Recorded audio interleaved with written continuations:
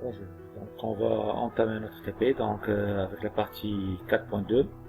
Donc la première partie on a vu comment faire un petit réseau en topologie étoile avec 3 machines et un switch. Maintenant on va compliquer un peu plus. Donc nous avons deux réseaux, le réseau 1, le réseau 2. Donc l'identificateur du premier réseau c'est 192.168.1.0, l'autre c'est 172.18.00. Bien sûr, slash 16 c'est le masque 255.255, la slash 24 c'est 255.255.255.0. Donc le 24 et le 7 c'est le nombre de 1 que vous avez dans votre masque de réseau. Donc ce qui est nouveau pour vous c'est le routeur qui apparaît là. Donc vous savez, donc puisque vous avez deux réseaux qui sont différents, donc la communication entre les deux réseaux doit se faire à travers un routeur qui va connecter les deux réseaux. Donc on a vu comment configurer l'adressage des deux machines, donc, je l'ai fait déjà. Donc j'ai donné la machine PC0 dans 192.68.1.1 et là j'ai donné 172.18.1.1 et je vais faire le ping entre les deux machines. Donc de PC0 à PC1. Donc l'état fail, la connexion n'a pas lieu. Pourquoi? Pour la simple raison, donc on n'a pas configuré le routeur. Donc le routeur, donc je vais cliquer sur le routeur, donc je vais faire descendre un petit peu cette interface. Ici vous n'avez pas de carte réseau, donc ici ce sont des modules qui sont vides, donc vous pouvez équiper par des cartes, des interfaces par la suite. Donc au niveau de configuration, on va voir, donc nous avons deux cartes internet, c'est largement suffisant puisque on a les deux. Donc au niveau fast 0/0 de cette interface là, je vais donner une adresse IP.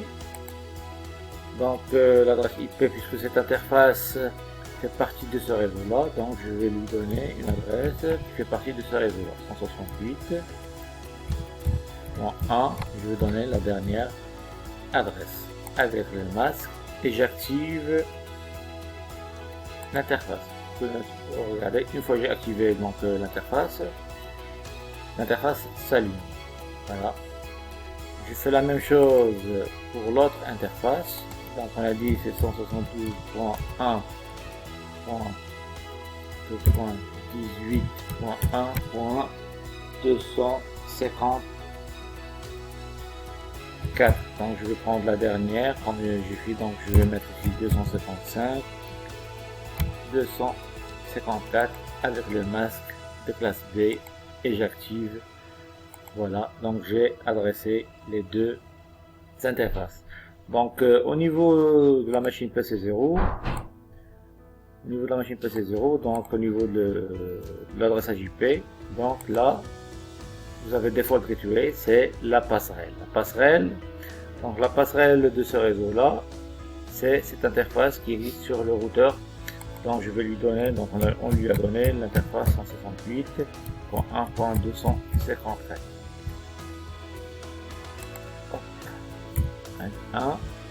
C'est bon. Maintenant j'ai configuré la première machine. Je vais faire pareil pour l'autre interface. Configuration passerelle. Donc on a donné 172.18.255.254. Voilà, donc j'ai configuré toutes les interfaces que j'ai dans ma topologie. Donc deux réseaux distants pour communiquer doivent passer à travers un routeur. Donc l'interface que vous avez là, c'est la passerelle du réseau numéro 2 et l'interface face 00, donc c'est la passerelle du réseau numéro 1. Maintenant je peux faire, on va faire le test. Donc un test de PC0 vers PC1, in progress. Voilà, un petit moment de traitement et maintenant c'est successful. Donc là vous avez appris à travers cette section l'intérêt des passerelles. Donc deux réseaux distants avec deux identificateurs différents doivent absolument passer à travers un routeur et pour ça donc on a besoin, chaque réseau a besoin d'une interface. L'interface c'est plutôt la passerelle. La passerelle, c'est une interface sur le routeur qui permet à un réseau d'accéder à un réseau externe. Voilà en ce qui concerne cette partie 4.2. Merci.